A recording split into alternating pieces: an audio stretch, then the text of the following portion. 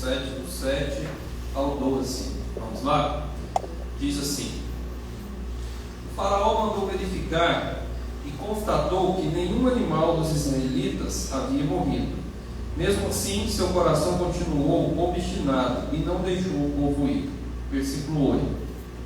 Disse mais o Senhor a Moisés e a Arão: tirem um punhado de cinza de uma fornalha, e Moisés a espalhará no ar diante do faraó. Ela se tornará como um pó fino sobre toda a terra do Egito, e feridas purulentas surgirão nos homens e nos animais em todo o Egito. Eles tiraram cinza de uma fornalha e se puseram diante do faraó. Moisés a espalhou pelo ar, e feridas purulentas começaram a estourar nos homens e nos animais. Nem os magos podiam manter-se diante de Moisés, porque ficaram cobertos de feridas como os demais egípcios. Mas o Senhor endureceu o coração do faraó, e ele se recusou a atender Moisés e Arão, conforme o Senhor tinha dito. Amém? Vamos orar? Vamos pedir ao Senhor que nos abençoe, fale conosco, amém? Através da palavra que será ministrada hoje. Feche seus olhos. Senhor nosso Deus e Pai, em nome de Jesus Cristo, nós oramos ao Senhor nesta noite. Pai, pedimos ao Senhor, fale conosco, Deus. Abra o nosso entendimento, Pai. Fale conosco, ó Deus, no mais íntimo dos nossos corações, ó Deus, em nome de Jesus. Nós oramos e te agradecemos. Amém. Amém? Bem, pessoal, quarta-feira passada, o pastor Caio pregou aqui sobre a quinta praga. E como eu li aqui no versículo 7, logo que terminou, logo que Deus fez o que tinha que fazer, matou os animais dos egípcios, poupou os animais dos israelitas, o que o faraó fez no versículo 7? Como ele sempre fazia. O faraó mandou verificar e constatou que nenhum animal dos israelitas havia morrido. Deus sempre, em todas as pragas, fazia distinção entre os escolhidos e os não escolhidos, que era o povo de Israel e os egípcios. Então as pragas não atingiam os israelitas. O povo mais excluído da sociedade, o povo mais rejeitado que tinha ali, como se diz, era a favela do Egito, as pragas não atingiam. A gente percebe isso em todas elas. Mesmo assim, seu coração continuou obstinado e não deixou o povo ir. Ou seja, depois que passou essa praga, Faraó, todo-poderoso, presidente do Egito, vamos dizer aí, presidente, rei do Egito, constatou, verificou os estragos, analisou tudo o que tinha acontecido, mas mesmo assim não permitiu que o povo saísse para cultuar ao Senhor. Porque eu não sei se vocês perceberam, até então Moisés não estava em momento algum pedindo para que o faraó liberasse o povo para ir embora. Era apenas para ir ao deserto e cultuar ao Senhor. Apenas ir ao deserto e cultuar. Em momento algum ele fala sobre deixar o Egito de vez. Mesmo assim, o coração de faraó se endureceu. E aí vem Deus novamente, e no versículo 8 diz assim: disse mais o Senhor a Moisés e a Arão: tirem um punhado de cinza de uma fornalha, e Moisés a espalhará no ar diante do faraó. É interessante como Deus sempre usa alguma matéria para fazer um milagre. A gente não entende. Deus precisava disso? Não precisava. Simplesmente ele poderia lançar as doenças, lançar as feridas no povo, sem cinza, sem nada, como foi feito também com o pó da terra, que transformou em piolho, como o cajado que foi tocado no rio. Sempre Deus usava algo. Interessante isso. Sempre ele usava alguma matéria, alguma coisa, como Jesus fez com o cego. Misturou. Jesus precisava fazer aquilo? Não precisava. Mas ele misturou aqui saliva no meio da terra e passou nos olhos e mandou o cara lavar. Uma coisa que é interessante, que a gente entende na nossa caminhada cristã, é que sempre a gente tem que ter alguma atitude para que as coisas aconteçam. Só fazendo como se diz, uma análise aqui do que a gente está dizendo, com esse fato aqui de eles jogarem essa cinza, de pegar essa cinza. A gente tem que ter fé, mas a gente também tem que agir. A gente precisa ver isso. Por exemplo, quando a gente pede algo para Deus, Deus me abençoa nisso, nisso, nisso. Nunca as coisas acontecem se você ficar em casa dormindo. Simplesmente você orar e não ter nenhum tipo de atitude. E aqui, além disso, como os egípcios eram totalmente descrentes, era uma nação politeísta de muitos deuses, então eles não acreditavam em nada. Tudo para eles era um pouco. Então, nesse momento aqui, Deus manda eles terem outra atitude, parecida com a do pó da terra, mas manda pegar cinza de uma fornalha, igual quem que conhece, todo mundo que conhece fogão a lenha, né? Quando o fogão a lenha vai apagando, fica aquela cinza lá. E é disso que está dizendo aqui. Fica aquela cinza lá, cinza mesmo, literalmente cinza. E aí eles pegam Deus manda eles pegarem essa cinza e espalhar no ar diante do faraó. Tem mais essa. Não é simplesmente pegar e jogar em qualquer lugar, não. Vocês vão pegar as cinzas de uma fornalha e Moisés espalhará diante do faraó. Versículo 9: ela se tornará como um pó fino sobre toda a terra do Egito, e feridas purulentas surgirão nos homens e nos animais em todo o Egito. Essa praga aqui, nós estamos falando de quê? Saúde no corpo, dor na carne. Até então, os egípcios não tinham sentido nada disso. Até então, eles tinham tido perdas, né, materiais, tinham visto coisas estranhas, como as rãs, como os piolhos, mas até então eles não tinham sentido dor. Porque, gente, se tem algo que derruba o ser humano, é quando ele está doente. Quando você está doente, não tem dinheiro no mundo, não tem nada que possa te alegrar a não ser a sua cura. Isso é fato consumado. Eu nunca vi ninguém no leito de hospital e você perguntar para ele: você prefere sua cura ou 50 milhões de reais na sua conta? É muito óbvio. O que ele vai fazer com 50 milhões de reais se ele não puder gastar? Se ele não puder usufruir disso?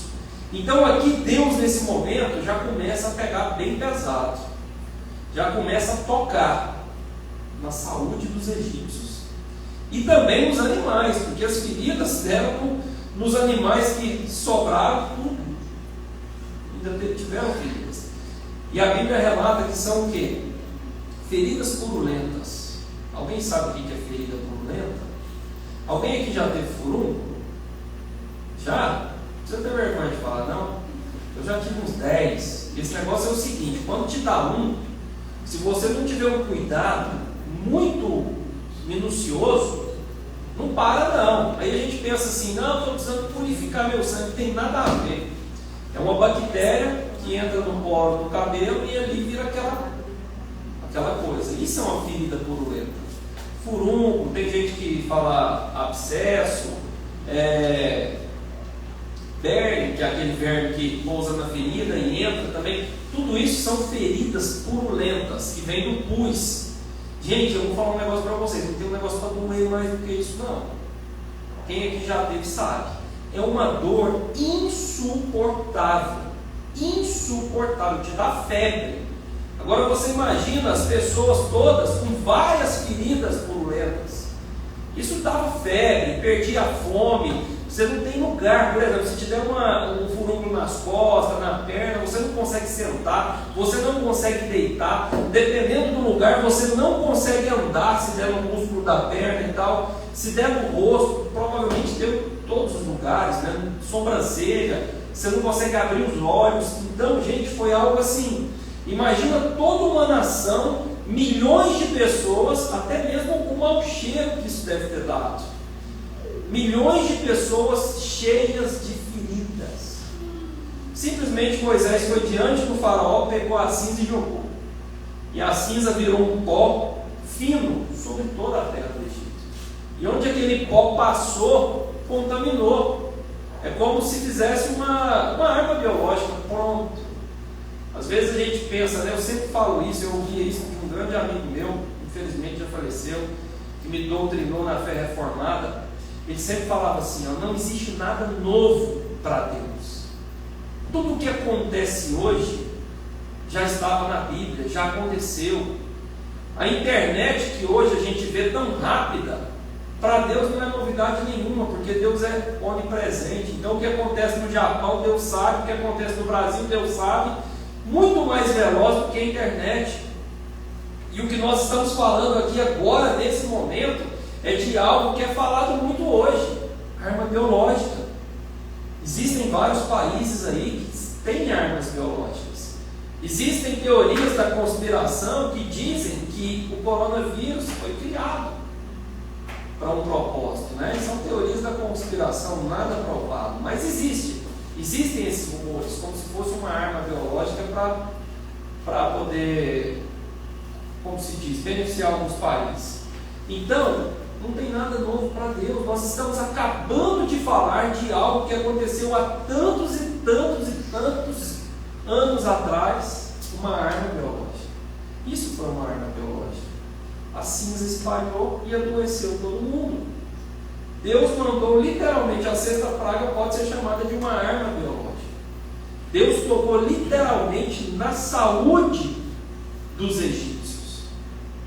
E ali, gente, eu imagino que naquele momento ali a pressão sobre Faraó era gigantesca.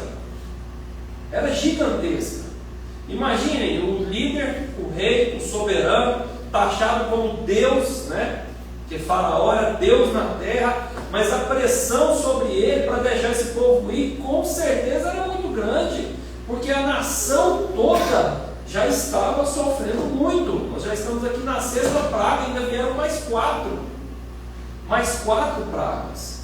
Mas mesmo assim, não tinha chegado o momento ainda do plano perfeito do Senhor. Algumas pessoas interpretam de uma forma errada, que Faraó era muito forte, era muito duro. Não era duro. Faraó não era duro. Em todos os versículos dos finais das pragas, a Bíblia fala: e Deus endureceu o coração de Faraó, que não liberou o povo. Se na primeira praga Deus quisesse resolver, Deus teria resolvido. Mas ali Deus tinha um propósito com essas 10 pragas. E assim que terminava uma praga, Deus ia lá e endurecia o coração de Faraó, para que Faraó não deixasse o povo ir. Por que eu estou falando isso para vocês? Porque Deus, estou mostrando para vocês aqui a soberania e o poder de Deus em dominar uma situação e cumprir com o propósito que Ele determinou. Assim é nas nossas vidas. Tem coisa que a gente não entende. Existem pessoas que têm uma dureza tão grande no coração que você não consegue entender. Você fala, gente, mas não tem condições.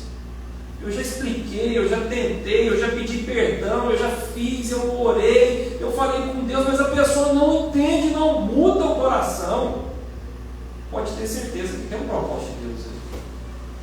Tem um propósito, tem um tempo de Deus nessa determinada situação. A gente não entende, era o que estava acontecendo aqui. Eu imagino que os egípcios já estavam ficando praticamente loucos. Quando o faraó mudava de ideia, eu imagino que o povo pensava, nossa, o que vem agora? O que vem agora? O faraó está doido. Só que tinha um problema. Ai de quem fosse contra a decisão do faraó. Era morte, não tinha conversa. Então o faraó ali estava com tudo nas mãos. Porém, tinha um Deus Todo-Poderoso dominando toda a situação, controlando aquela situação. Havia chegado o momento, ali estava o propósito de Deus para com Israel, para com o seu povo. E quem é o Israel de hoje? Eu, você, todo aquele que crê em Cristo. Então, através dessas mensagens de êxodo, das pragas, o que nós cristãos precisamos entender? A soberania de Deus, o controle de Deus sobre todas as coisas, sobre tudo, sobre a natureza, sobre a saúde, sobre a economia, sobre tudo, porque Deus, vocês vão entender no final, que Deus mexeu com tudo, com a parte econômica, com a parte militar, com a saúde, com o ego, com tudo. Deus fez algo aqui, gente, é muito forte. Isso aqui dá, se for aprofundar isso aqui, dá estudo aqui para muito tempo. Se for aprofundar mesmo cada praga e a gente estudar mesmo, dá estudo para muito tempo. Então a gente precisa entender a soberania de Deus em humilhar os egípcios, em humilhar o faraó e exaltar o povo dele. Amém? Depois de 400 anos, muito tempo, né? E continuando aqui, nós paramos no versículo 10, né? Versículo 9, versículo 10. Eles tiraram cinza de uma fornalha e se puseram diante de Faraó. Imagina, eu gosto de trazer minha mensagem fazendo com que vocês imaginem a cena. Moisés e Arão, Moisés chegando com um punhado de cinza diante do Faraó, Faraó ali com seus súditos, com os magos, com a guarda real, e Moisés ali diante do palácio, juntamente com Arão. Moisés, continuando, Moisés a espalhou pelo ar. Moisés pega as feridas e pega a cinza e joga na frente do Faraó. E começaram a estourar nos homens e nos animais. As feridas purulentas começaram a estourar nos homens e nos animais. Gente, imagina que coisa, que milagre, que coisa maluca. O cara chega diante do Faraó, joga um punhadinho de cinza. Se a gente for pegar a extensão da terra do Egito, até onde tinha um egípcio naquele momento ali, é muita coisa para que o pó fosse até lá. Mas aqui fala que a cinza virou um pó fino e se espalhou sobre toda a terra do Egito. E onde esse pó pegou, instantaneamente estourou a ferida. Imagina a dor que não deve ter sido isso, imagina o desespero, imagina a gritaria que não virou na terra do Egito, porque quem estava sabendo o que estava acontecendo era só Faraó e quem estava com ele. Quem estava na sua casa, quem estava no campo trabalhando, não sabia do que estava acontecendo.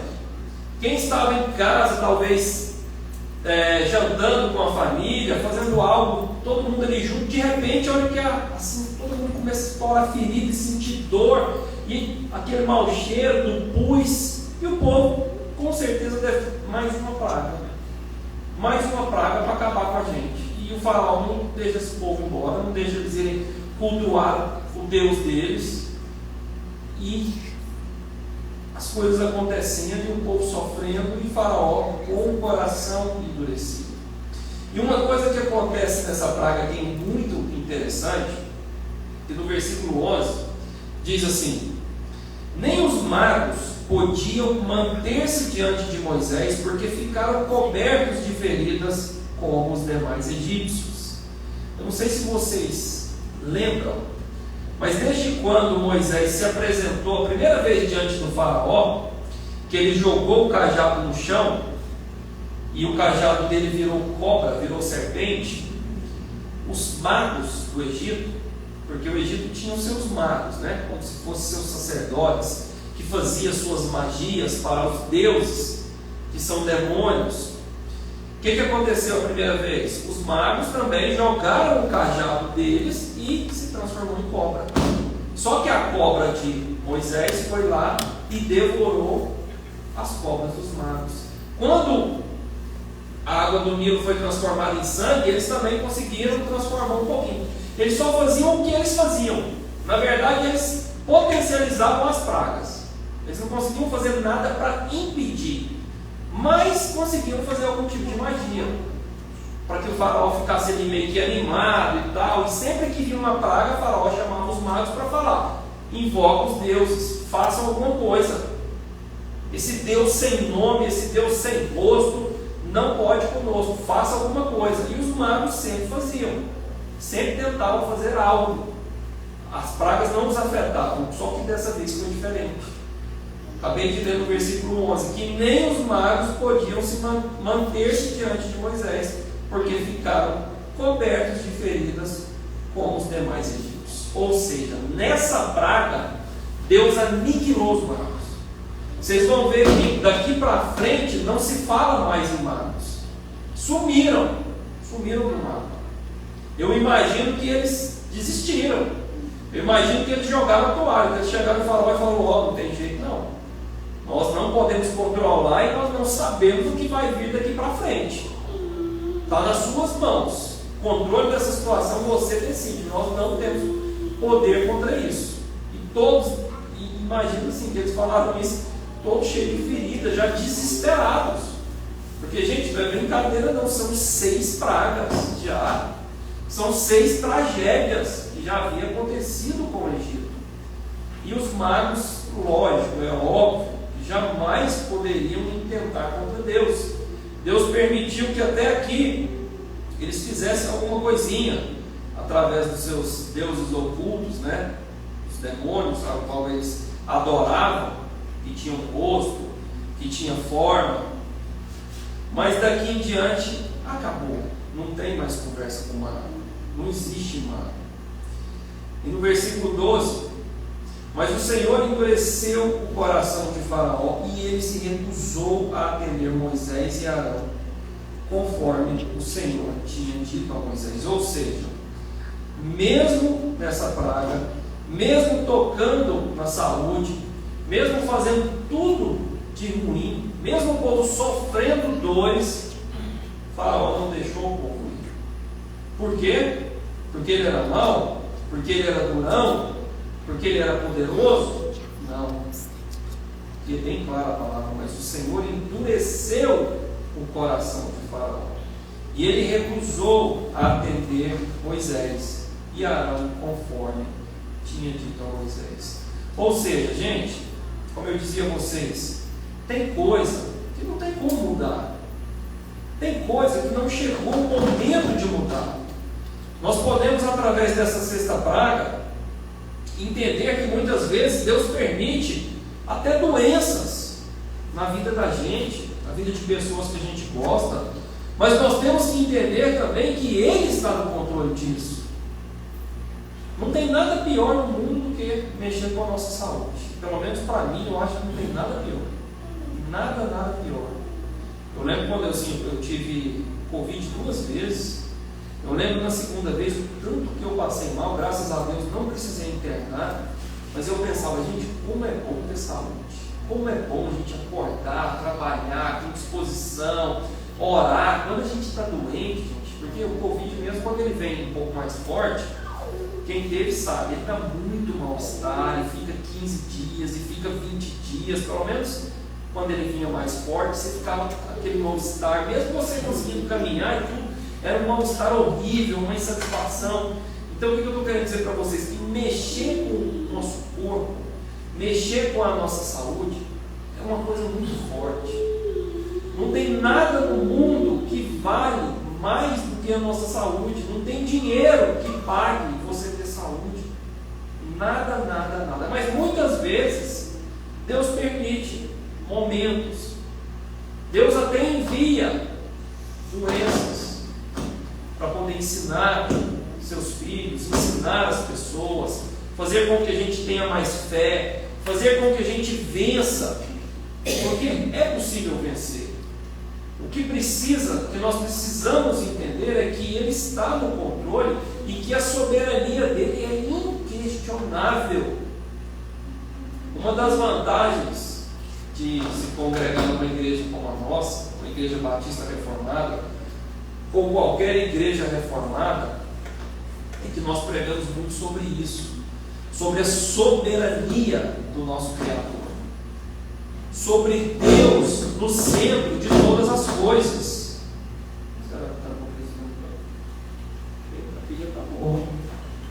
sobre Deus no centro de todas as coisas, entendeu? A gente prega algo diferente. Por exemplo, a maioria das igrejas que você vai aí, que é neopentecostal, eles colocam o homem muito no centro das coisas, colocam o homem muito no controle da sua própria vida. Obrigado. Som.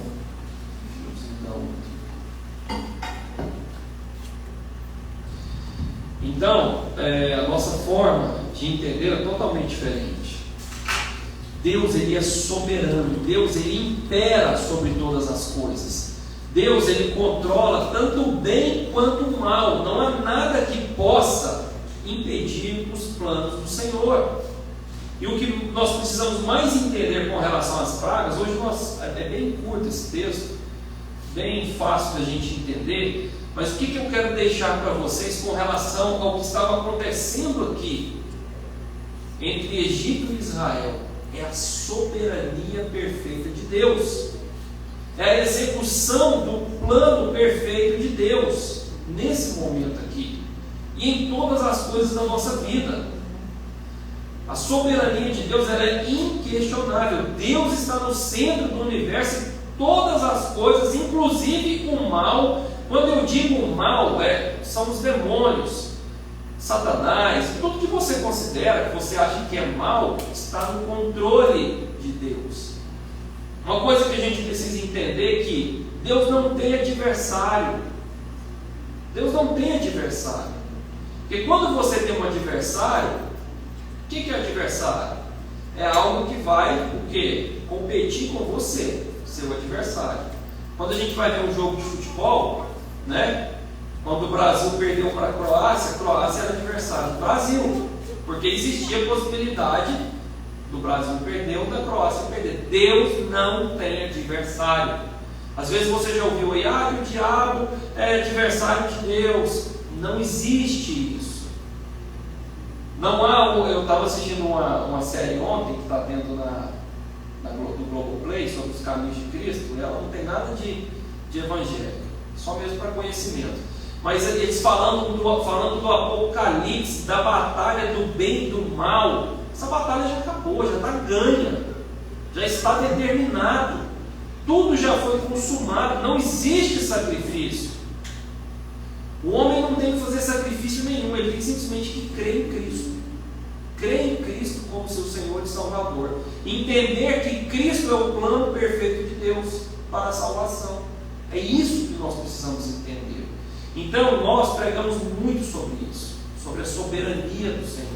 E tudo o que estava acontecendo aqui mostra a soberania do Senhor. E ponto final. Deus mandava a praga, humilhava, Faraó ia, ficava ali apreensivo, né? Via aquela tragédia, mas Deus ia lá, colocava uma gotinha de orgulho, né? Endurecia o coração dele e ele não liberava. Até a gente entender mais para frente, quando chegar na última praga, que chega o momento que Deus vai consumar o seu plano de libertação, que era o propósito que ele tinha através de Moisés. Amém? Então entenda isso. Deus está no controle da sua vida. Deus está no controle de todas as coisas, assim como ele estava no controle aqui nesse momento das 10 pragas, e como ele esteve no controle desde quando o mundo é mundo, e como ele sempre estará, passado, presente e futuro. Deus sempre estará no controle de todas as coisas. Amém? Então vamos orar. Fiquem de pé.